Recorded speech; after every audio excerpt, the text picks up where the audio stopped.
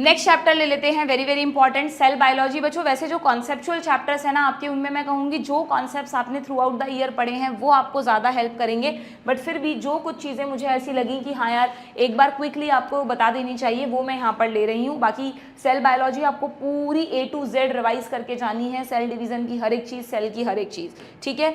तो सबसे पहला कंफ्यूजन इसमें ये हो सकता है आपको कि दोनों मिलते जुलते नाम है, साइंटिस्ट के नाम है, बहुत ही फेमस साइंटिस्ट हैं दोनों।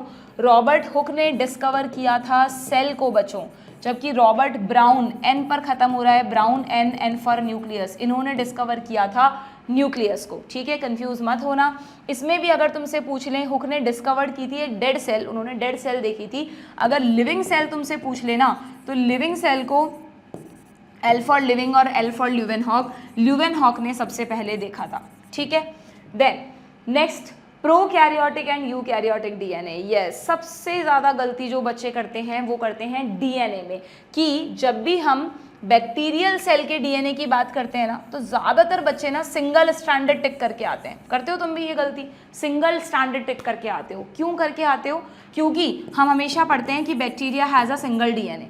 भाई यहाँ पे सिंगल का मतलब वो अकेला है, उसको अभी अपना कोई जोड़ीदार नहीं मिला है, कपल नहीं है, वो सिंगल है, इसलिए आप उसे सिंगल डीएनए बोलते हो। पर बनाते तो आप उसको डबल स्टैंडर्ड ही हो, जेनेटिक्स में एप्लीकेशन में भी तो बनाते हो। तो सिंगल यहाँ पे मॉलिक्यूल है, ये एक मॉलिक्यूल है डीएनए का, इसलिए आप इसे सिंगल कह रहे हो, बाकी है तो ये डबल स्टैंडर्ड ही बच्चों। तो आप गलती से भी प्रोकैरियोटिक डीएनए को सिंगल स्टैंडर्ड टिक नहीं करके आओगे, it is double standard DNA, ठीक है। ये सर्कुलर है और इसके अलावा आपको पता है यहाँ पे कोई हिस्टोन प्रोटीन्स नहीं होती हैं, so it is non histrionic. और क्योंकि इसके चारों तरफ कोई न्यूक्लियर मेम्ब्रेन नहीं होती, इसलिए आप इसे नेकेड कहते हैं। तो इसी डायग्राम से आप इसके सारे कैरेक्टर्स याद रख सकते हैं। एंड इफ़ यू रिमेंबर, कुछ बैक्टीरिया में इस जीनोमिक डीएनए, ये जो जीनोमिक डीएनए है ना, अच्छा इसका नाम याद है आपको? इस जीनोमिक डीएनए को हम कहते हैं न्यूक्लियोइड, है ना, it is called nucleoid, nucleus के जैसा, नॉट एग्जैक्टली न्यूक्लियस। तो इस जीनोमिक डीएनए के साथ एक एडिशनल डीएनए और होता है जिसको कहते हैं plasmid, extra chromosomal DNA.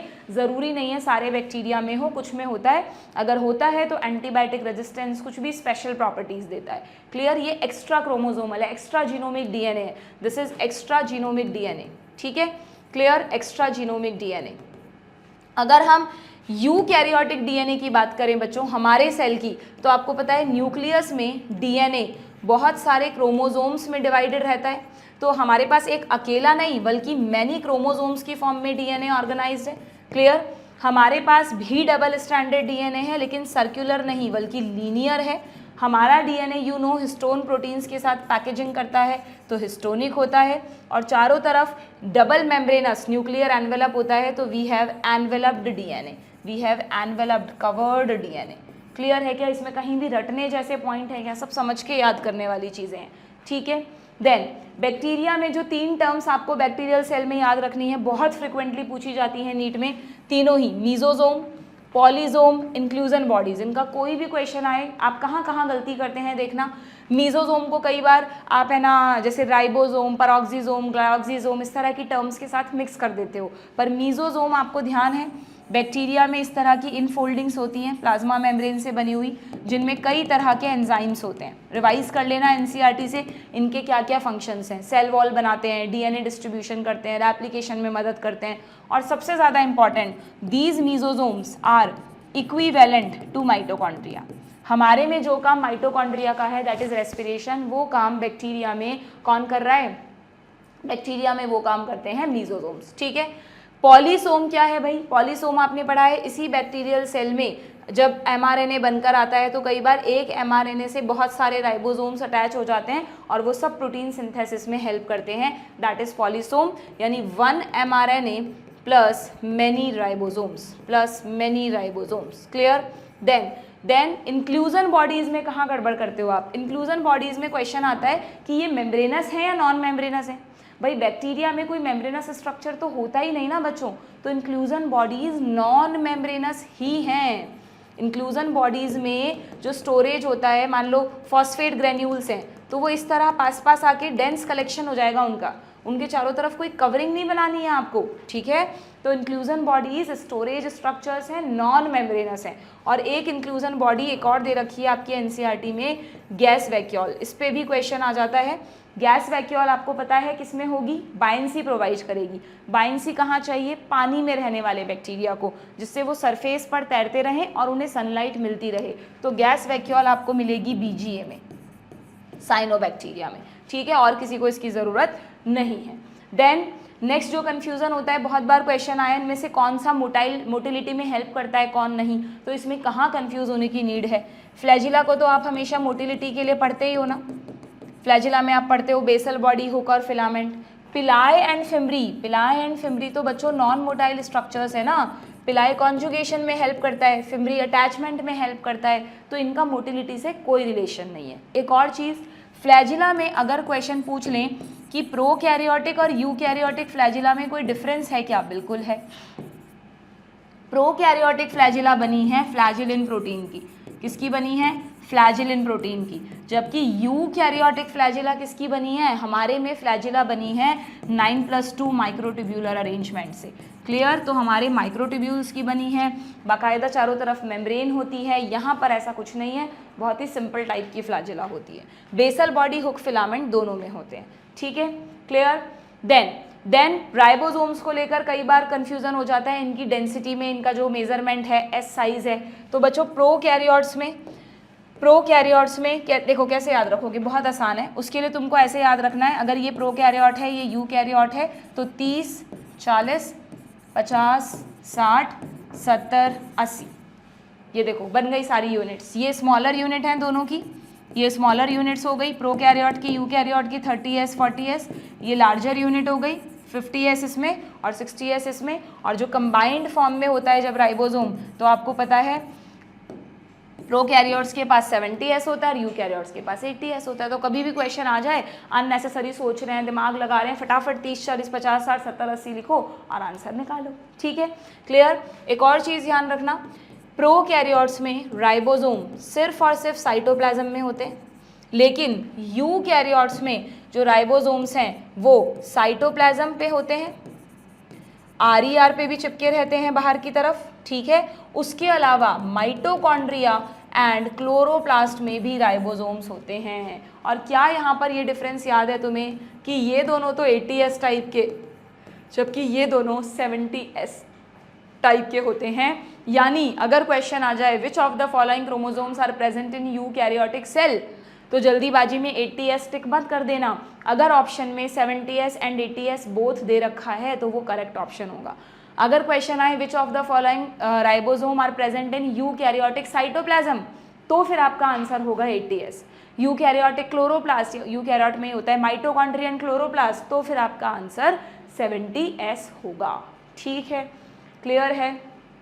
Then yes, देखो कितनी मिलती जुलती टर्म्स हैं, न्यूक्लियोइड, न्यूक्लियस एंड न्यूक्लियोलस। तो न्यूक्लियोइड तो मैं तुम्हें बता ही चुकी हूँ, जो प्रोकैरियोटिक जीनोम है, बैक्टीरिया का जो DNA है उसको कहते हैं न्यूक्लियोइड, क्योंकि वो न्यूक्लियस के जैसा है, वहाँ पर कोई वेल डेवलप न्यूक्लियस नहीं है। जबकि यूकैरियोट्स में जो वेल डेवलप न्यूक्लियस है, जिसमें न्यूक्लियर एनवेलप होता है, बीच बीच में न्यूक्लियर पोर्स होते हैं, अंदर न्यूक्लियोप्लाज्म होता है, पूरा क्रोमैटिन नेटवर्क होता है, ये है पूरा न्यूक्लियस। और इसी न्यूक्लियस के अंदर ये जो स्ट्रक्चर है, एक डेंस स्फेरिकल सा स्ट्रक्चर, ये है न्यूक्लियोलस, ठीक है। तो न्यूक्लियस और न्यूक्लियोलस को जल्दीबाजी में मिक्स मत कर देना। हाँ, इसके साथ एक और टर्म याद रखना, न्यूसैलस और न्यूक्लियस को तो पक्का गड़बड़ करके आओगे। अगर फर्स्ट ऑप्शन न्यूसैलस होगा ना, वही टिक करके आओगे, फिर घर पे आके कहोगे मैम हमसे सिली मिस्टेक हो गई। न्यूसैलस आप कहाँ पढ़ते हो, प्लांट्स में, ओव्यूल में, ठीक है। तो न्यूक्लियस, ये सारी टर्म्स को ध्यान रखना। देन जब आप फ्लूइड मोज़ेक मॉडल पढ़ते हो ना, तो उसमें मैंने देखा है बच्चे फॉस्फोलिपिड में हेड और टेल के कॉन्सेप्ट में गड़बड़ कर देते हैं। देखो बहुत आसान है, अगर हम सेल मेम्ब्रेन की बात कर रहे हैं, जैसे ये सेल है, तो ये जो सेल मेम्ब्रेन है उसमें 2 फॉस्फोलिपिड की लेयर होती है, ऐसे बनाते हैं हम पूरी लेयर को, इस तरह से बनाते हैं, ठीक है। अब इसमें हमेशा ध्यान रखना कि वैसे तो तुम लिपिड्स को ऐसे पूरा बनेगा, ठीक है, वैसे तो हम हमेशा कहते हैं कि लिपिड्स जो हैं वो हाइड्रोफोबिक होते हैं। आप पानी में ऑयल को मतलब ऑयल को पानी में डिजोल्व थोड़ी ना कर सकते हो, ठीक है, लेकिन जो फॉस्फोलिपिड्स हैं बच्चों ये डुअल नेचर के होते हैं। डुअल नेचर के मतलब इनमें एक हेड होता है और एक टेल होती है, ठीक है, और फिर ये वाली लेयर में पहले अंदर टेल रखी है, यहाँ हेड रखा है। ऐसा क्यों? क्योंकि देखो इनमें क्या होता है, अगर ये मैं तुम्हें कह रही हूँ सेल है तो अंदर साइटोप्लाज्म भरा होगा क्या, और सेल के बाहर यानी यहाँ पर भी कोई टिश्यू फ्लूइड वगैरह होंगे, तो यहाँ भी ये पानी के कांटेक्ट में, यहाँ भी पानी के कांटेक्ट में, तो पानी के कांटेक्ट में आपको कोई पानी लविंग रखना पड़ेगा ना, हाइड्रोफिलिक रखना पड़ेगा ना। तो डू रिमेंबर इनका जो हेड होता है वो हाइड्रोफिलिक होता है। हम पानी कैसे पीते हैं, मुंह से पीते हैं ना, तो हेड इज हाइड्रोफिलिक, बहुत सिंपल सी चीज़ है, ठीक है। और टेल जो है वो लिपिड्स की तरह हाइड्रोफोबिक होती है, इसलिए आप देखो इनकी टेल जो कि डरपोक है, पानी से डरती है, उसको अंदर छुपा दिया ना, यहाँ पानी के कांटेक्ट में है ना यहाँ, तो पानी मुंह से पीते हैं, हेड हाइड्रोफिलिक है, क्योंकि हाइड्रोफिलिक है तो बाहर की तरफ होगा, पानी की तरह हेड पोलर होता है, ठीक है ना, तभी तो पानी जैसा नेचर रख रहा है, पानी से कोई डर नहीं है उसको। जबकि टेल कैसी होती है, हाइड्रोफोबिक के साथ साथ नॉन पोलर होती है। किसी पर भी क्वेश्चन आए, अब मुझे नहीं लगता गलत होगा, इन्हीं प्रोटीन्स के बीच बीच में इन्हीं लिपिड्स के बीच बीच में आपको पता है यहाँ पर प्रोटीन मॉलिक्यूल्स भी प्रेजेंट होते हैं, ठीक है, क्लियर। देन ये भी बहुत फ्रिक्वेंटली पूछते हैं, इसका तो गड़बड़ नहीं करोगे तुम, RER का फंक्शन और SER का मिक्स तो नहीं हो जाता। RER में राइबोसोम चिपके हैं ना, राइबोसोम प्रोटीन फैक्ट्री है क्या, तो क्या मैं कह सकती हूँ कि ये प्रोटीन सिंथेसिस में हेल्प करेंगे। और SER स्मूथ है यानी राइबोसोम नहीं है, S for smooth, S for steroids, steroids यानी लिपिड्स, तो ये मेनली किससे रिलेटेड है, लिपिड सिंथेसिस से रिलेटेड है। प्लस इसका एक फंक्शन और याद रखना, ये हमारे में डिटॉक्सिफिकेशन भी करती है, लिवर में होती है, किडनी सेल्स में होती है, एंड डिटॉक्सिफिकेशन में SER इज हेल्पफुल, ठीक है। नेक्स्ट कन्फ्यूज़न जो तुम्हें होता है, जीबी की कौन सी सरफेस सिस है, कौन सी ट्रांस है, तो अगर ये सेल है, ये न्यूक्लियस है, तो हमेशा जीबी को इस तरह ड्रॉ करने की आदत डालो, उभरा हुआ पार्ट न्यूक्लियस की तरफ रखो। तो ये हो गई कॉन्वेक्स सरफेस, ये हो गई कॉनकेव सरफेस। अब अगर यहाँ पर मान लो ER है, ER ने कुछ भी बनाया तो उसको मॉडिफाई होने के लिए कहाँ जाना है, GB में, तो GB में यहीं से तो एंटर करेगा, तो कॉन्वेक्स से एंटर कर रहा है, इसलिए कॉन्वेक्सिस या इनकमिंग फेज है, ठीक है। और ये चीज़ मॉडिफाई होकर यहाँ से बाहर निकलेगी, तो कॉनकेव जो है वो फाइनल ट्रांस या मेच्योर फेज है, ठीक है। ये टुवर्ड्स न्यूक्लियर मेम्ब्रेन है, जबकि कॉनकेव टुवर्ड्स सेल मेम्ब्रेन है, क्लियर। डायग्राम याद रहेगा तो कंफ्यूजन नहीं होगा। देन ऑर्गेनल्स में जो दो मेन ऑर्गेनल्स हैं, माइटोकॉन्ड्रिया एंड क्लोरोप्लास्ट, उसमें सबसे ज़्यादा आप देखना नीट में क्वेश्चन आया है क्रिस्टी एंड थाइलेकॉइड्स पे, ठीक है। क्रिस्टी सबको पता है, जब भी आप माइटोकॉन्ड्रिया बनाते हो तो इनर मेम्ब्रेन पर इस तरह फिंगर लाइक प्रोजेक्शंस बनाते हो क्या, यही फिंगर लाइक प्रोजेक्शंस क्रिस्टी हैं, तो क्रिस्टी माइटोकॉन्ड्रिया से मैच करोगे। और थाइलेकॉइड्स जब आप क्लोरोप्लास्ट बनाते हो तो क्लोरोप्लास्ट में अंदर इस तरह सिक्कों की ढेरी बनाते हो, ये जो सिक्के हैं वो थाइलेकॉइड्स हैं, और इनकी ढेरी को आप कहते हो ग्रेनम, जो आपस में कनेक्टेड होती हैं। इसके अलावा जितनी भी जगह बची उसमें फ्लूइड भरा रहता है, स्ट्रोमा, यहाँ पर भी फ्लूइड भरा रहता है, मैट्रिक्स, ठीक है। एक और चीज़ याद है क्या, क्रिस्टी में यहाँ पर छोटे छोटे टेनिस रैकेट लाइक पार्टिकल्स जो तुम बनाते हो ना बच्चों, ये तुम्हारे वही हैं F0 F1 पार्टिकल।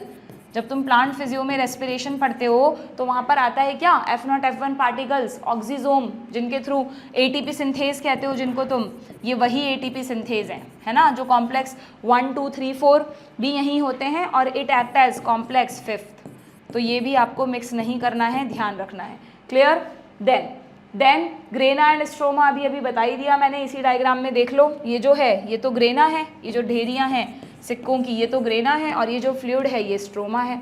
अब इसमें आप कई बार कंफ्यूज हो जाते हो कि लाइट रिएक्शन कहाँ होगी और डार्क रिएक्शन कहाँ होगी, तो आप क्लोरोफिल पिगमेंट्स इसके ऊपर ही तो बनाते हो बच्चों, तो कैसे लाइट रिएक्शन तुम स्ट्रोमा में करवा सकते हो, लाइट को ट्रैप करने के लिए क्लोरोफिल पिगमेंट चाहिए ना, तो सीधी सी बात है लाइट रिएक्शन कहाँ होगी, ग्रेना में, जो क्या बना के देगी, ATP और NADPH, और फिर उन्हीं ATP और NADPH को कंज्यूम करके स्ट्रोमा में कौन बैठा है, रुबिस्को, वो क्या करेगा, डार्क रिएक्शन करेगा। हर प्लांट में कौन सी डार्क रिएक्शन होती है, C3 साइकिल, कैल्विन साइकिल, ठीक है ना, C4 कैम तो फिर भी लिमिटेड है, बट C3 साइकिल तो सारे प्लांट्स में ही होता है। डन। देन क्लोरोप्लास्ट में ही एक और कॉमन क्वेश्चन मैंने देखा, जो ल्यूकोप्लास्ट है ना, जो कलरलेस प्लास्टिड हैं, उनके टाइप्स आ जाते हैं और आपसे पूछ लेते हैं कि मैच करो कि कौन किसको स्टोर करेंगे। तो देखो टर्म से याद कर लो, अमाइलम टर्म स्टार्च के लिए होता है ना, तो अमाइलोप्लास्ट किसको स्टोर करेगा? स्टार्च को। एल्यूरोप्लास्ट, एल्यूरॉन लेयर पढ़ते हो क्या एंडोस्पर्म में, प्रोटीन्स के लिए होती है, तो ये किसको स्टोर करेगा? प्रोटीन्स को। और इलायो, एल फॉर लिपिड्स को स्टोर करेगा, ऑयल्स को, लिपिड्स को, ठीक है। देन नॉन मेम्ब्रेनस ऑर्गेनिल्स में कौन कौन से ऑर्गेनिल्स याद रहते हैं? राइबोसोम्स तो भाई सबको याद रहते हैं, बट डू रिमेंबर राइबोसोम्स के अलावा सेंट्रियोल भी नॉन मेम्ब्रेनस है। इस तरह होता है ना, ये सेंट्रियोल के दो, एक मिनट, सेंट्रियोल हमेशा माइक्रोट्यूब्यूल्स का एक एग्रीगेट होता है, तो दो सेंट्रियोल होते हैं सेल में, दोनों 90 डिग्री के एंगल पे प्रेजेंट होते हैं, ठीक है। और ये दोनों सेंट्रियोल के चारों तरफ एक फ्लूइड प्रेजेंट होता है, इस पूरे स्ट्रक्चर को मिलाकर बोलते हैं सेंट्रोसोम। तो कंफ्यूज मत होना तुम, कई बार सेंट्रोसोम और सेंट्रियोल में फ़र्क समझ नहीं आता आपको। ये इंडिविजुअली सेंट्रियोल हैं और इन दोनों के साथ ये जो अमॉर्फस लिक्विड है ये पूरा सेंट्रोसोम है। अगेन सेंट्रोसोम को सेंट्रोमियर के साथ मिक्स मत करना, अभी आएगा आगे सेंट्रोमियर, ठीक है। और नॉन मेम्ब्रेनस में तो आपको ये दोनों, और साइटोस्केलेटन ध्यान रखना है। साइटोस्केलेटन जो फिलामेंट्स होते हैं ना, माइक्रोट्यूब्यूल, माइक्रोफिलामेंट्स, इंटरमीडिएट फिलामेंट्स, ये सब साइटोस्केलेटन है, ठीक है, क्लियर। इसमें एक और चीज़ याद आई मुझको, न्यूक्लियोलस वैसे कोई ऑर्गेनिल नहीं है बच्चों, बट न्यूक्लियोलस में भी कोई अलग से मेम्ब्रेन नहीं होती, तो ये भी एक नॉन मेम्ब्रेनस स्ट्रक्चर है, क्लियर। देन एक और कन्फ्यूज़न जो हमें होता है, एग्जाम में पूछा जाता है, आपने पढ़ा होगा सीलिया फ्लैजिला भी माइक्रोट्यूब्यूल की बनी है और सेंट्रियोल भी। तो सीलिया फ्लैजिला में माइक्रोट्यूब्यूल्स का अरेंजमेंट याद रखोगे 9+2, जबकि सेंट्रियोल में याद रखोगे 9+0, O0, सीलिया फ्लैजिला दोनों साथ में पढ़ते हैं तो 2, ठीक है। क्योंकि यहाँ 2 है तो यहाँ 9 जो है वो डबलेट्स की फॉर्म में है और यहाँ पर ये जो 9 है वो ट्रिपलेट्स की फॉर्म में है, ठीक है, क्लियर है। देन ये देखो ये आ गया सेंट्रोमियर, मैं कहती ना सेंट्रोसोम के साथ मिक्स मत करना। सेंट्रोमियर क्या होता है? जब भी तुम क्रोमैटिड्स को ड्रॉ करते हो तो वो एक पॉइंट पर जुड़े रहते हैं, यही पॉइंट सेंट्रोमियर है। इसका दूसरा नाम है प्राइमरी कॉन्स्ट्रिक्शन, ठीक है। और अब ये जो क्रोमैटिड है, हर क्रोमैटिड का अपना एक अलग disc shape button like structure होता है, इसको कहते हैं बच्चों काइनेटोकोर, ठीक है। तो एक क्रोमोसोम में 2 क्रोमैटिड्स हैं, ये दोनों कौन हैं? ये दोनों सिस्टर क्रोमैटिड्स हैं। जब डीएनए रेप्लिकेशन करता है ना खुद का, तभी बने आइडेंटिकल हैं एक दूसरे के। दोनों जिस पॉइंट पर जुड़े हुए हैं वो प्राइमरी कॉन्स्ट्रिक्शन या सेंट्रोमियर, और दोनों के पास इंडिविजुअली जो disc shape button like structure है वो है काइनेटोकोर, जहां पर आकर स्पिंडल फाइबर्स अटैच होते हैं, वेयर स्पिंडल फाइबर्स अटैच, ठीक है क्या? इसी पॉइंट पर स्पिंडल फाइबर्स अटैच होते हैं। अच्छा, सेंट्रोमियर का मतलब ये नहीं है कि ये हमेशा सेंटर पे ही होगा। सेंट्रोमियर की पोजीशन के बेस पर अलग अलग तरह के क्रोमोसोम्स होते हैं, 4 तरह के, पढ़ते हो ना तुम। अगर सेंट्रोमियर सेंटर पे है, अगर सेंट्रोमियर सेंटर पे है तो मेटासेंट्रिक, ये रहा मेटासेंट्रिक। अगर ये थोड़ा साइड में है तो सब मेटासेंट्रिक, ये तो दोनों सही कर देते हैं। सेंटर पे है तो सेंटर पे है तो मेटासेंट्रिक, और नियर द सेंटर है तो सब मेटासेंट्रिक। गड़बड़ कहाँ करते हो तुम? सबसे ज़्यादा क्वेश्चन आया है एक्रोसेंट्रिक पर। टेलो और एक्रो को मिक्स कर देते हो, क्योंकि एक्रो का मतलब भी एपेक्स और टेलो का मतलब भी टेल। पर याद रखना, कैसे याद करोगे? देखो क्या फ़र्क है, ये एक्रो है, ये टेलो है।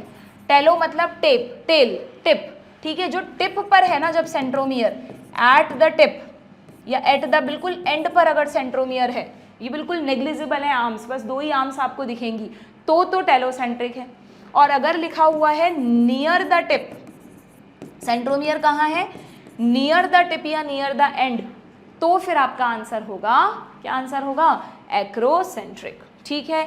तो मिक्स नहीं करोगे अब एक्रो और टेलो को। देन क्रोमैटिन, क्रोमैटिड, बहुत मिलते जुलते टर्म है भाई, सिर्फ एन और डी का फर्क है यहाँ, तो ये कैसे ध्यान रखेंगे हम? Chromatin is network, N for network. जब भी आप यूकैरियोटिक सेल में न्यूक्लियस बनाते हो तो उसके अंदर एक नेटवर्क बनाते हो, कहते हो कि जब तक सेल डिवाइड नहीं होगी तब तक क्रोमोसोम अलग अलग नहीं होंगे, बल्कि एक नेटवर्क की फॉर्म में होंगे। तो ये जो नेटवर्क है बच्चों, इसमें डीएनए भी है, इस डीएनए से जो आरएनए बन रहा है वो भी है, प्लस इसमें हिस्टोन प्रोटीन्स भी हैं और इसमें नॉन हिस्टोन प्रोटीन्स भी हैं। ये पूरा का पूरा नेटवर्क है क्रोमैटिन नेटवर्क, ठीक है। जब सेल इंटरफेज में होगी तभी ये दिखेगा, प्रोफेज मेटाफेज में अलग अलग हो जाएंगे। और क्रोमैटिड अभी बताया मैंने कि जब सेल प्रोफेज या मेटाफेज में जाएगी और क्रोमोसोम्स अलग होने लगेंगे तो ये एक क्रोमोसोम के जो धागे आपको दिख रहे हैं, दीज आर कॉल्ड क्रोमैटिड, ठीक है, क्रोमैटिड, ओके। देन ये मैंने आपको अभी बताया, प्राइमरी कॉन्स्ट्रिक्शन तो किसको कहते हैं, सेंट्रोमियर को। सेकेंडरी कॉन्स्ट्रिक्शन क्या होता है बच्चों, ये अगर आप यहाँ पे देखें एनसीईआरटी के इस डायग्राम में, इस लेबलिंग को थोड़ा सही कर लेना, ये जो कॉन्स्ट्रिक्शन आपको दिख रहा है दिस इज सेकेंडरी कॉन्स्ट्रिक्शन। कुछ क्रोमोसोम्स में क्या होता है, एक एडिशनल कॉन्स्ट्रिक्शन होता है, यहाँ से क्रोमेटिड सिकुड़ गया और फिर बाकी का पार्ट ऊपर की तरफ है, तो जो आगे का पार्ट है वो तो सैटेलाइट, और जहाँ से क्रोमेटिड सिकुड़ गया है वो है सेकेंडरी कॉन्स्ट्रिक्शन। ज़रूरी नहीं है हर क्रोमोसोम में ये हो, ओनली इन फ्यू क्रोमोसोम्स, कुछ क्रोमोसोम्स में ही आपको ये सेकेंडरी कॉन्स्ट्रिक्शन मिलेगा। सेंट्रोमियर इन ऑल क्रोमोसोम्स होगा, ठीक है ना।